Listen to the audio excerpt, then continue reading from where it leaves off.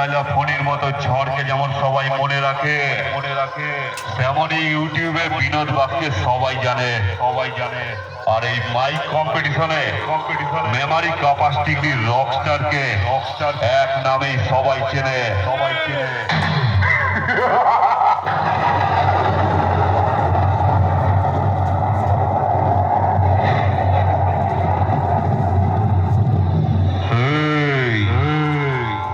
লায়লা ফণির মতো ঝড়কে যেমন সবাই মনে রাখে তেমনই ইউটিউবে বিনোদ বাক্যে সবাই জানে আর এই মাইক কম্পিটিশনে মেমারি ক্যাপাসিটি রকস্টারকে এক নামেই সবাই চেনে